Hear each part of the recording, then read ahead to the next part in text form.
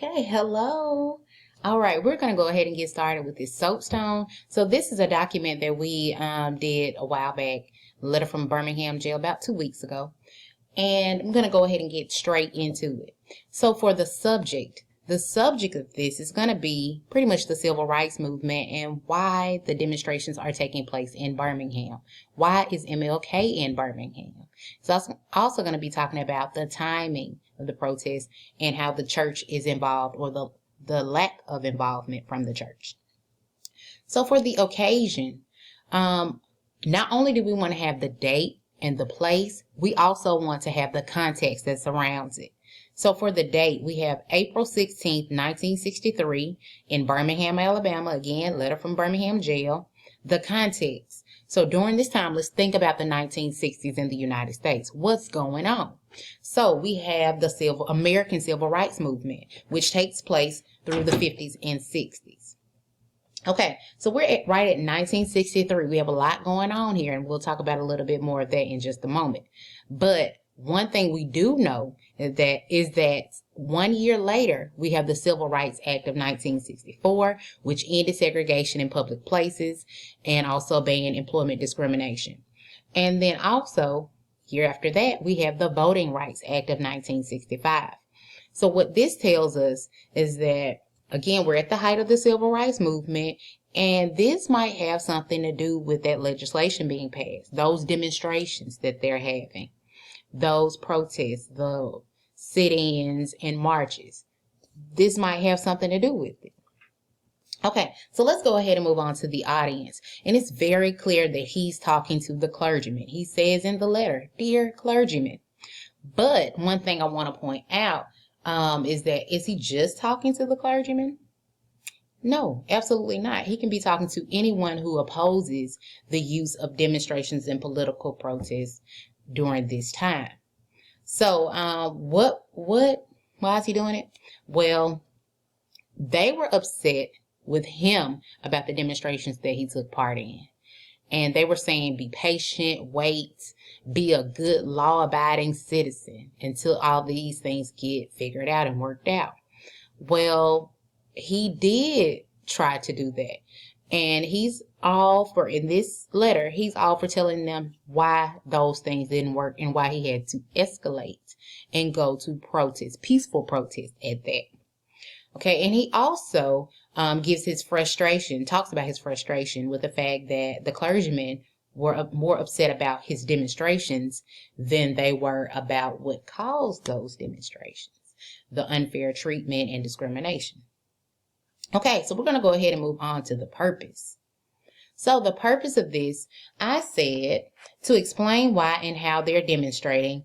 He gives specific examples on why they cannot continue to wait for equal rights.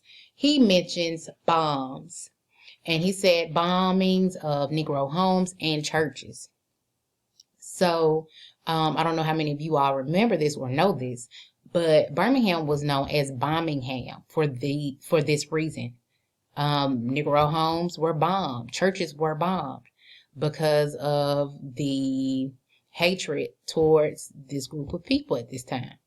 So I find it kind of funny that this was written April 16th, 1963, and only like maybe 3 months later, you have the 16th Street Baptist Church bombing.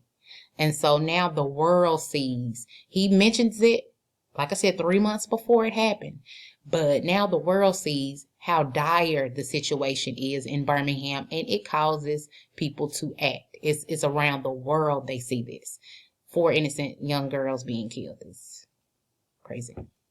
Okay, so now we're going to move on to civil disobedience. Civil disobedience is the refusal to comply with certain laws. I'm just going to go to that.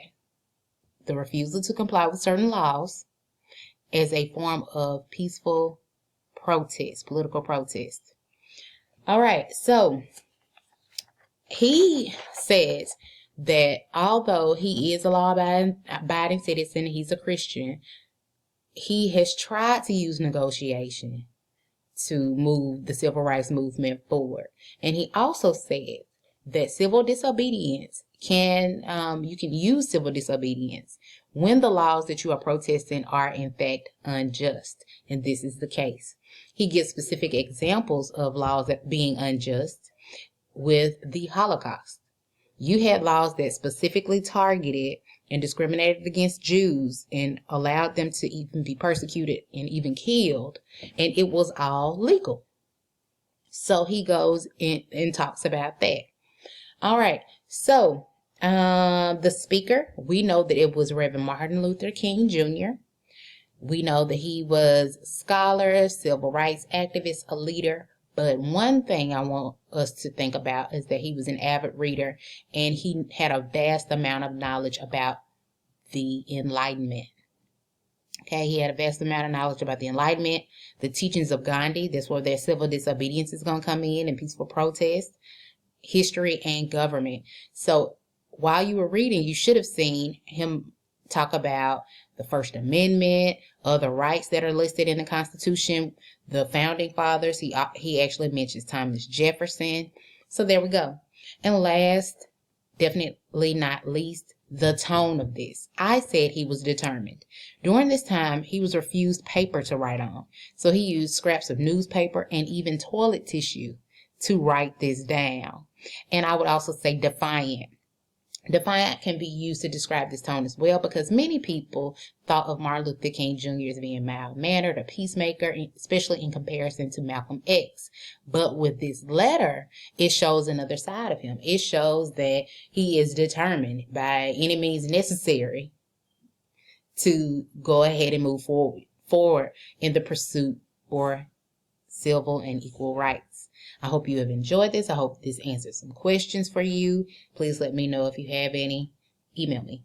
All right. Have a good one.